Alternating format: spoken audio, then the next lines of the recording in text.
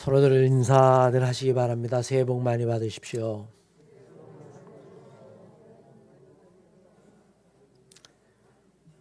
우리들 속담의 시작이 반이라고 하는 말이 있죠. 모든 일이 시작이 어렵지만 일단 시작을 해놓으면 어떻게 해서든지 마무리를 할 수 있다라고 하는 기대감을 담고 있는 이야기일 겁니다.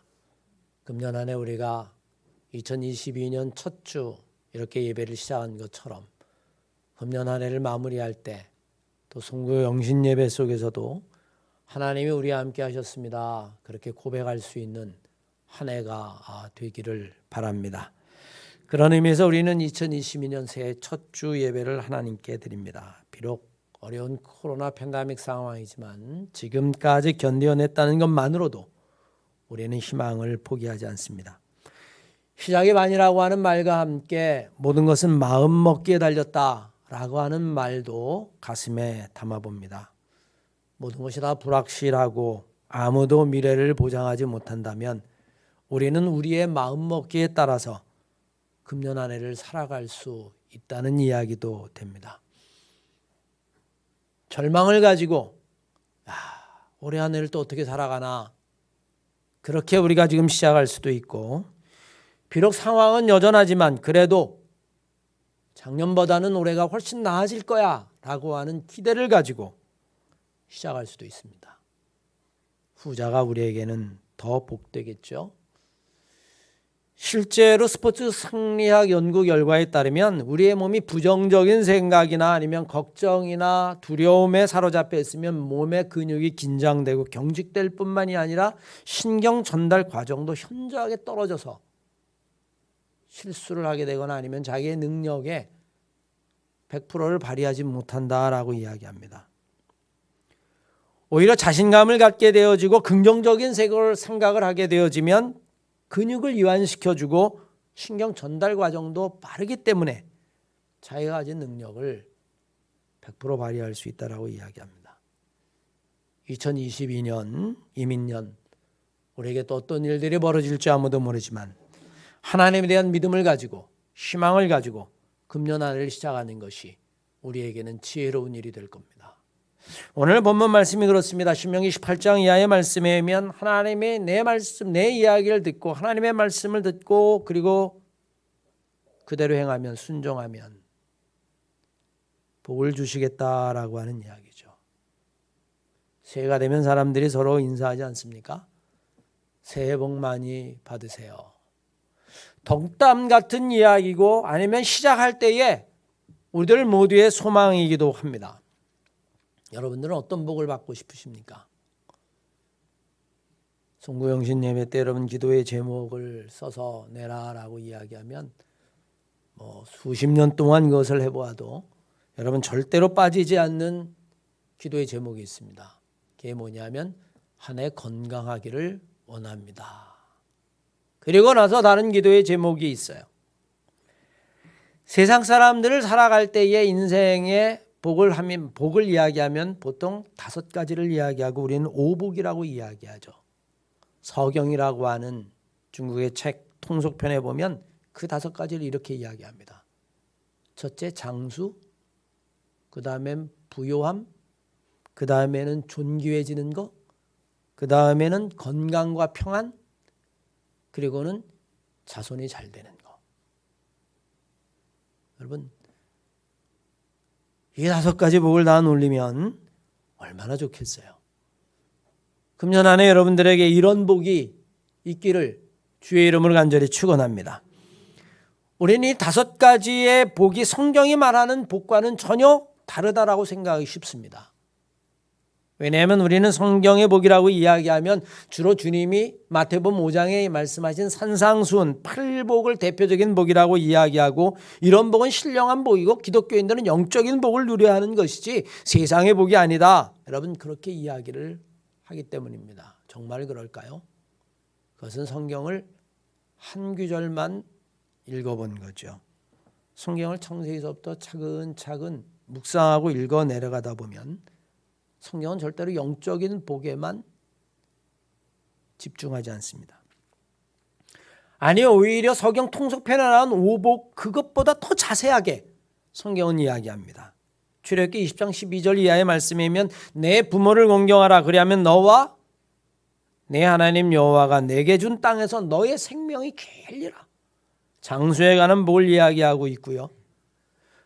말라기 3장 10절 이하의 말씀에 의하면 나 하나님이 너에게 이르노라 너희가 온전한 11조를 창고에 들여 나의 집에 양식이 있게 하고 그것으로 나를 시험하여 보라.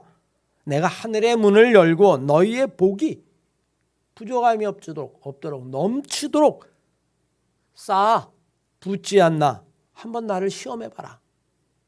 분명히 여러분 부요함에 대해서 이야기합니다. 여러분들이 그렇게 바라는 건강에 관한 것도 요한삼서 1장 2절 이하의 말씀이면 사랑하는 자여 내 영혼이 잘됨 같이 내가 범사에 잘되고 강건하기를 간구한다. 나는 치료하는 하나님이라 너의 모든 질병을 치료의 광선을 쪼여 치료하게 될 것이다. 건강도 여러분 분명히 성경은 보장하고 있어요. 존귀함은 말할 것도 없습니다. 사무엘상 2장 7절 이하의 말씀이면 여호와는 가난하게도 하시고 부하게도 하시고 너희를 낮추고 천하게도 하실 뿐만이 아니라 너희를 높이고 존귀하게도 하신다. 시편 91편 14절 말씀에 의하면 하나님이 가라사대 나를 사랑한즉 내가 저를 구원할 뿐만이 아니라 저가 내 이름을 부른즉 내가 저를 존귀하게 하고 저를 높이리라. 출애굽기 20장 6절 말씀에 의하면 성경은 이렇게 이야기합니다. 나를 사랑하고 내 계명을 지키는 자에게는 천대에 이르기까지 그 자녀들에게 은혜를 베풀 것이다. 여러분 통속편에서 이야기한 서경에서 이야기한 오복 성경에는 여러분 이미 다 담겨져 있습니다. 우리는 종종 기독교 신앙을 기복신앙이라고 이야기하고 기복신앙에 빠져서는 안 된다라고 이야기합니다. 맞습니다. 우리는 절대로 기복신앙에 빠져서는 안 됩니다. 기복신앙이라는 게 뭐예요? 그냥 복만 받고 고난은 싫고 역경은 싫고 달콤한 설탕문말 바라는 것처럼 하나님 앞에 자기의 행위는 돌이켜보지 아니하고 복만 바라는 것을 우리는 기복신앙이라고 이야기하죠.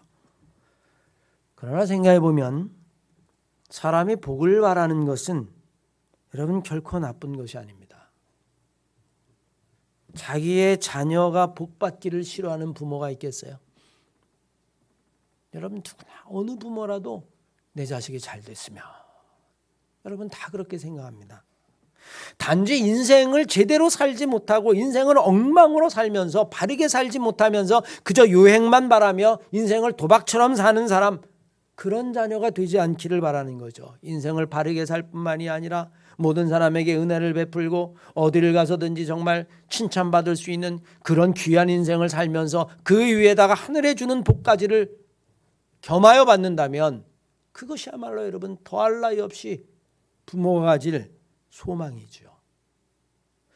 따라서 정말 우리는 자녀들에게 인생을 바르게 사는 방법을 가르칠 뿐만이 아니라 그 이후에 하나님이 주시는 축복, 그 축복을 기도해 주는 것도 당연히 부모가 자녀들에게 남겨야 될 교육이고 신앙의 가르침일 뿐만이 아니라 영적인 유산이라고 하는 사실도 우리는 알아야만 합니다.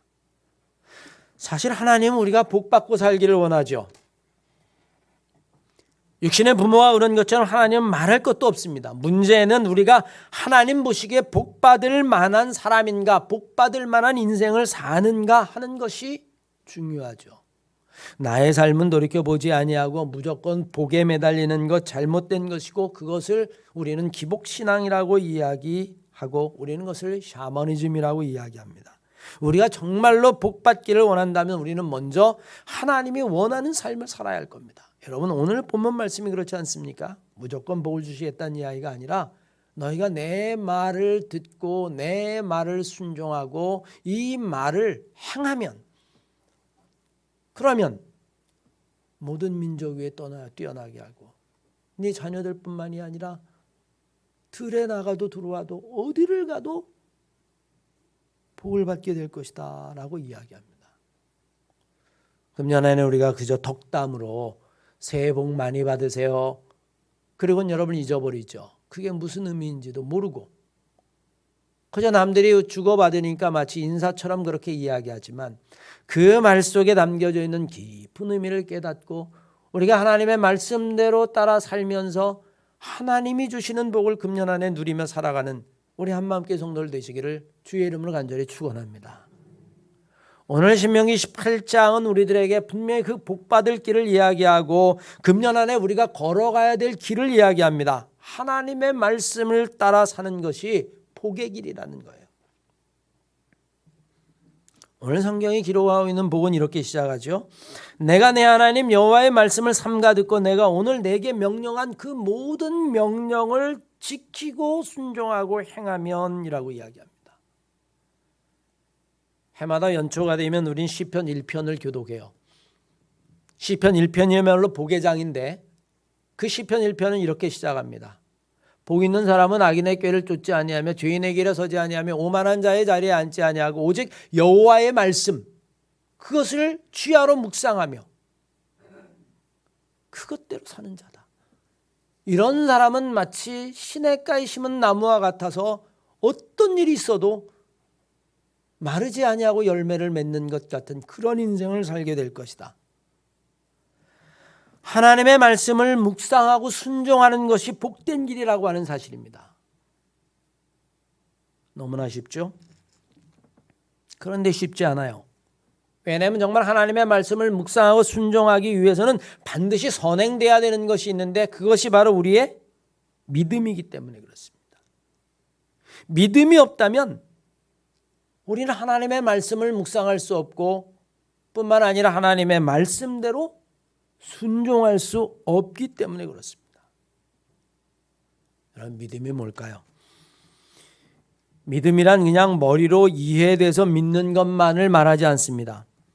믿음이라고 하는 것은 이성적인 판단 위에서만 가능한 것이 아니라는 것입니다. 물론 믿음이 비이성적인 거나 아니면 비상식적인 것은 결코 아니에요. 하지만 성경에서 이야기하는 믿음이라고 하는 것은 우리의 이성적인 판단이나 과학적인 사실보다 훨씬 더 근본적인 총체적인 삶의 결단이라고 말하는 것이 더 나을 겁니다. 성경의 믿음이라고 이야기할 때에 여러분이 믿음은요 정말 실로 다양하게 해석될 수 있습니다. 때로 여러분이 믿음이라고 하는 것은 사랑이란 말로 바뀔 수도 있어요. 사랑하기 때문에 믿는 겁니다. 머릿속으로는 조금 이해가 안 되고 받아들이기 어려워도 사랑하기 때문에 믿는 거예요. 여러분의 자녀들이 하는 이야기가 다 이해가 되십니까? 요즘 젊은이들을 보면 정말 이해가 안 되는 게 하나둘이 아니에요. 그런데 왜 이렇게 이해가 안 될까 생각해 보면 40, 50년 전에 우리가 가졌던 가치관이나 아니면 그때 내가 생각했던 경험이나 판단의 기준들 이것이 지금 30, 40년이 지난 지금 생각해 보면 맞지 않기 때문이에요. 예전엔 여러분 어땠어요? 아침 일찍 출근해서 밤늦게까지 노동하고 일해야 그래야 여러분 살 수 있다고 생각을 했습니다. 이제는요 그런 가치관이 변해버리고 말았단 말이에요. 그러니 우리의 눈으로 바라볼 때에 어떨 때는 자녀가 정말 요즘 젊은이들이 이해가 안 될 때가 많지만 그러나 여러분 우리는 믿습니다. 자녀를 믿어요. 왜? 내 자녀고 사랑하기 때문입니다. 어떨 때는 우리가 희망을 품기 때문에 믿기도 하고 또 믿음이 있기 때문에 희망을 품기도 해요. 이 두 가지는 같은 이야기이기도 합니다. 창세기 12장 이하의 말씀이면 하나님이 아브라함에게 내가 너에게 지시할 땅으로 가라 라고 이야기할 때에 아브라함은 희망을 가지고 갈 바를 알지 못했지만 떠났다라고 이야기합니다. 그때 아브라함의 심정을 여러분 한번 생각해 보세요. 믿음이 있기 때문에 희망이 있기도 하지만 내가 희망을 가졌기 때문에 하나님을 믿기도 하는 겁니다. 어떨 때는 모든 것들을 다 포기했을 때에 믿음이 생기기도 합니다. 복음서 말씀에 의하면 주님의 제자들이 주님에게 부름받을 때에 그 과정을 살펴보면 밤새도록 고기를 잡았어요. 그런데 한 마리도 잡지 못했습니다.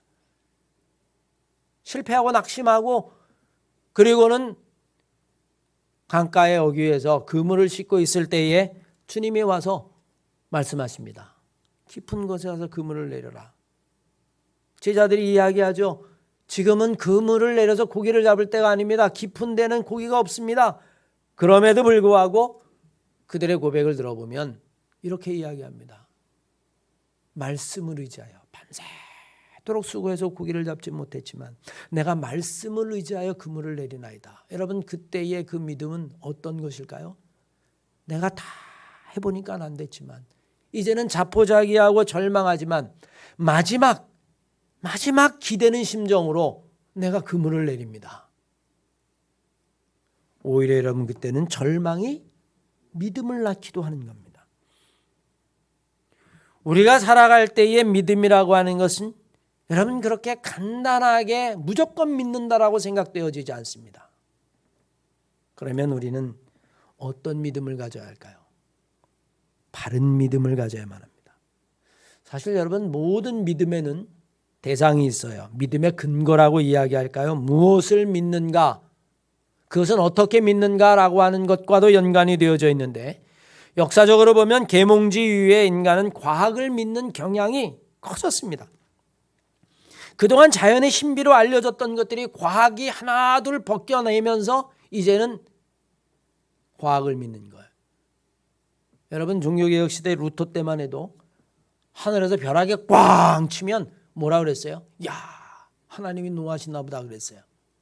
그런데 계몽주의 이후에는 저거 대기 중에 있는 음이온과 양이온이 충돌을 일으켜가지고 일어나는 전기적 현상이야.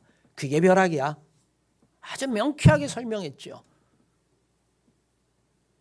하나둘 마치 자연의 신비가 벗겨지는 것처럼 분명해지기 시작하자 사람들은 점점 과학을 믿고 과학을 의지하고 그리고 과학적인 사고를 하게도 과학이 모든 것의 판단의 근거가 되어집니다.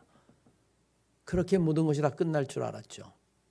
그런데 여러분 놀랍죠. 오히려 과학의 끄트머리에 와보니까 현대에 이르러 보니까 이 과학이 그렇게 믿고 의지하고 우리의 판단의 근거가 됐던 과학이 완전하지 못하다는 것을 깨닫기 시작합니다.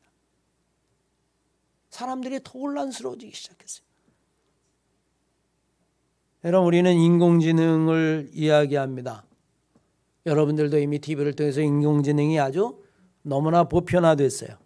이제 앞으로 5년 10년 후에는 차를 딱 타고 있으면 그 차가 나 데려다줄 자율운행을 할 거라고 이야기합니다. 근데도 여러분 우리는 불안하고 두려워합니다. 왜?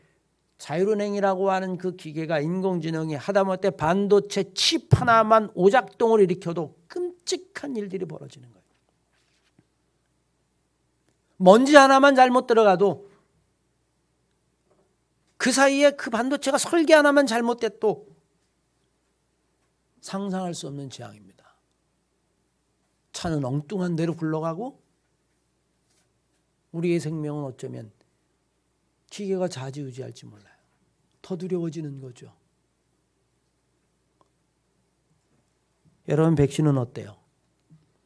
우리나라 백성들은 여러분 국민들은 그래도 착해요. 정부에서 하라니까 우리가 지금 70% 오늘 보니까 2차까지 맞은 사람의 82%라 여러분 그렇게 이야기하는데 과학이 발달했다라고 하는 미국은요. 여러분 60%를 넘기 어렵습니다. 10명 가운데 4명은 안 맞아요. 물론 여러분 맞고 안 맞고는 자기의 자유이지만 왜 안 맞을까요? 행여라도 백신의 부작용이 나에게 올까 봐. 백신이 100%라고 이야기하면 좋은데 여러분 그 100%라고 하는 이야기는 어디에도 없습니다. 우리는 여러분 부작용을 보죠. 다들 괜찮아. 그런데 나는 만약에 하나, 열에 하나, 그 하나가 나라면 우린 여러분 두렵기 때문에 안 맞을 수도 있어요. 제가 며칠 전에 부스트샷을 맞았어요. 3번째. 2번 맞을 때까지는 정말 가뿐했는데 여러분 3번째 맞으니까 한 이틀 고생했습니다. 제가 새벽 기도를 하루는 못했어요. 생각해 봤어요. 그래도 이런 정도로 지나갔으니까 다행이지만 만에 하나라도 부작용이 있었으면 나는 여러분들을 못 봤을 수도 있겠다. 그걸 누가 장담하겠느냐. 왜? 인간이 만든 과학은 여러분 100%라는 게 없기 때문입니다. 단 1%만 잘못돼도 우리가 만들어 놓은 컴퓨터 시스템, 여러분 해커가 들어와 가지고 딱 해킹을 하면 하루아침이라도 여러분 우리는 경제가 멈출 수 있어요.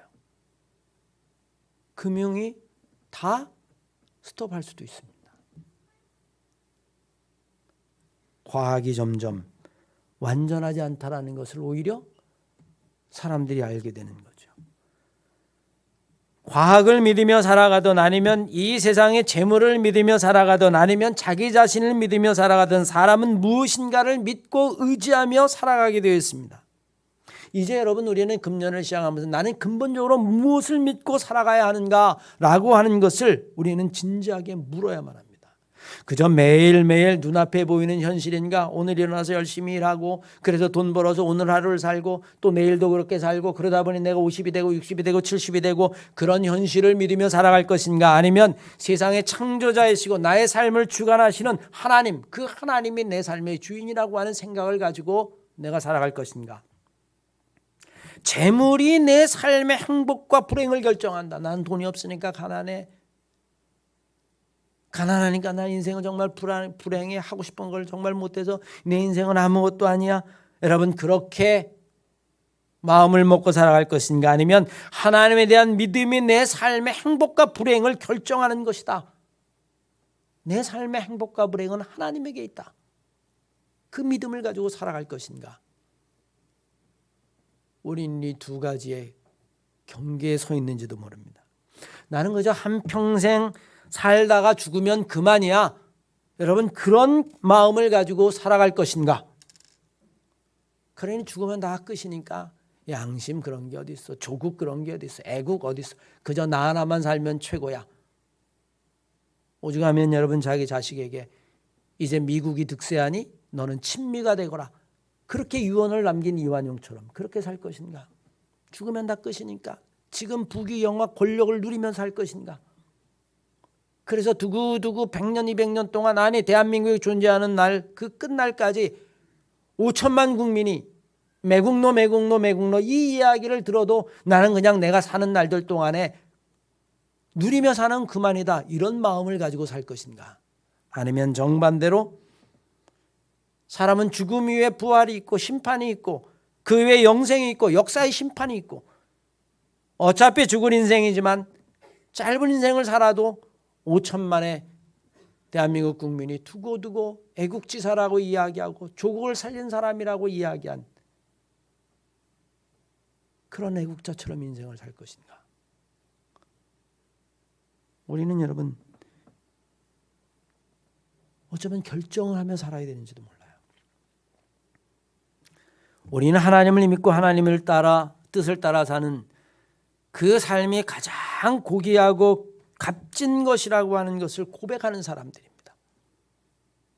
저는 바로 오늘 사랑하는 한마음교회 성도 여러분들이 나는 정말 이 세상의 모든 근본이 하나님으로부터, 그래서 그 하나님을 의지하며 사는 것이, 하나님을 믿고 신뢰하며 하나님과 함께하는 삶이 가장 소중한 삶이라고 하는 것을 고백하며 그렇게 금년 한 해를 살고 인생을 살아가는 성도들이 되시기를 주의 이름으로 간절히 축원합니다. 그 믿음에 대한 고백이 여러분 예배로 이어지는 거죠. 여러분 예배가 뭐예요? 하나님을 믿는다라고 하는 것에 대한 고백이에요. 교회당 아니 예배당 안에 들어와 앉아 있을 수는 있습니다. 몸은 앉아 있을 수 있어요. 옆에 사람이 자꾸 이야기하고 아니 또 안 오는 목사님이 전화하고 귀찮으니까. 그런데 여러분 성경 것을 뭐라고 이야기하냐면 마당만 밟고 간다 이렇게 이야기합니다. 몸은 와 있을 수 있을지 몰라요. 하지만 진짜 예배라고 이야기하는 것은 그 예배를 통해서 나는 하나님을 믿는 백성입니다. 나는 온전히 내 삶이 하나님에게 있음을 고백합니다. 그걸 고백하고 그렇게 살겠다고 결심하는 자리가 바로 여러분 그것이 예배죠. 그래서 로마서 12장 1절 이하의 말씀에 보면 그러므로 형제들아 내가 모든 자비하심으로 너희를 고나노니 너희의 몸을 하나님이 기뻐하시는 거룩한 산 제물로 드리라. 이것이 너희의 드릴 영적 예배니라. 여러분 예배라고 하는 것은요, 내가 하나님을 믿는다라고 하는 이 고백을 시간과 공간 속에서 증명해내는 거예요. 여러분 이 자리에 왜 있습니까? 하나님, 나는 지금 하나님의 백성입니다. 하나님과 함께하는 삶을 살고 하나님을 믿으며 살고 하나님이 내 삶의 주인인 것을 고백하기 위해서 이 자리에 왔습니다.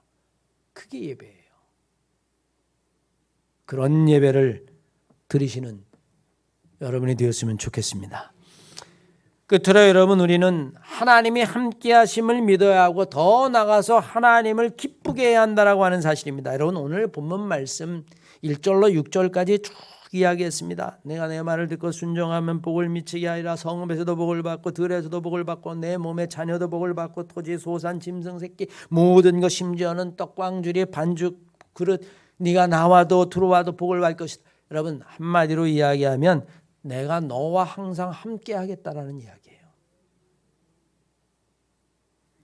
이미 우리는 이것을 경험하죠. 임마누엘이라 하라. 번역한즉 하나님이 우리와 함께 하심이라. 감리기를 시작한 요한 웨슬레는 분명히 이야기합니다. 그의 일생을 다 살고 나서 결정할 때에 정말 세상에서 가장 좋은 게 뭐냐라고 이야기하니 하나님이 우리와 함께하는 것. 그게 정말 복 중의 복이다. 오늘 신명기 28장 말씀이 여러분 그것을 이야기하는 겁니다. 들어와도 나도 떡광주구리 반죽그릇 내 자녀 내가 어디에 있든 여러분 이것이야말로 정말 복 중의 복이 아닙니까? 여호수아가 모세가 죽은 후에 그 백성을 데리고 가나안 땅에 들어가야 될 그 엄청난 과제가 맡겨 주었을 때에 얼마나 두려웠겠어요. 그때 모세에게 하신 하나님의 말씀을 여러분 기억해 보십시오. 두려워하지 마라. 염려하지 마라. 내가 너의 주인 모세에게 같이 했던 것처럼 내가 너와 함께하리라. 그러니 두려워하지 말아라. 다윗의 삶을 압니다. 그는 일생을 전쟁 속에 살았습니다. 심지어는 노년에 여러분 반역 때문에 아들에게 도망다니는 신사가 되었습니다. 그럼에도 불구하고 다윗이 시편 23편을 통해서 우리에게 분명히 이야기하죠. 내가 사망의 음침한 골짜기를 다닌다 할지라도 나는 전혀 두려워하지 않는다. 그 이유가 있다면 주의 지팡이와 막대기가 나를 아니하시나이다 라고 이야기합니다. 금년 안에 우리 사랑하는 한마음교회 성도 여러분들이 예배를 통해서 하나님에게 가까이 나갈 뿐만이 아니라 그 예배를 통해서 하나님이 여러분들과 늘 동행하는 삶을 사시기를 주의 이름으로 간절히 축원합니다. 그런데 여러분 하나님이 우리와 동행하기 위한 마지막 전제 조건이 있습니다. 오늘의 말씀에도 담겨 있지만 우리가 하나님의 말씀에 순종하면이라고 하는 것을 우리는 결코 잊어서는 안 됩니다. 하나님이 주시는 복은 하나님을 기쁘게 할 때 우리가 받을 수 있는 것임을 알아야만 합니다. 오늘 본문 말씀이 분명히 증거하죠. 하나님의 말씀을 믿고 순종하면이라고 이야기합니다. 그런데 믿고 순종하면의 반대는 의심과 불순종이겠죠. 창세기 3장 말씀에 보면 그 사건이 나와 있어요. 의심과 불순종은 결국에 스스로 임마누엘의 은혜, 하나님이 우리와 함께한다라고 하는 복을 걷어차는 겁니다. 하나님이 우리를 떠나는 것이 아니라 우리가 하나님을 떠나는 거예요. 창세기 3장 말씀에 보면 선악과를 따먹은 이후의 사건을 이렇게 이야기합니다. 그때 그들은 하나님께서 동산을 거니시는 소리를 들었습니다. 그때가 저녁이었습니다. 아담과 하와는 하나님을 피해가지고 동산 나무 사이에 숨었습니다. 하나님이 아담을 부르시며 말씀하셨습니다. 아담아, 내가 어디에 있느냐? 아담이 이야기합니다. 내가 두려워서 숨었습니다. 여러분, 하나님이 아담과 하와를 떠난 게 아니에요. 아담과 하와가 떠난 겁니다. 무엇 때문에? 의심과 불순종 때문에.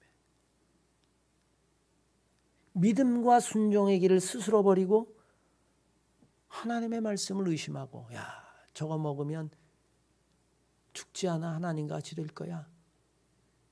그 의심과 불순종이 결국에는 스스로 하나님을 떠나는 삶이 되어버리고 말았다는 거예요. 사랑하는 함께 성도 여러분, 금년 한 해 우리는 또 어떤 신앙의 여정을, 어떤 신앙의 길을 걸어야 할까요? 오늘 성경은 우리들에게 분명히 이야기합니다. 복 있는 인생은 주님과 동행하는 삶이고, 그 주님과 동행하기 위해서는 우리에게는 믿음과 순종이 필요하다는 거예요.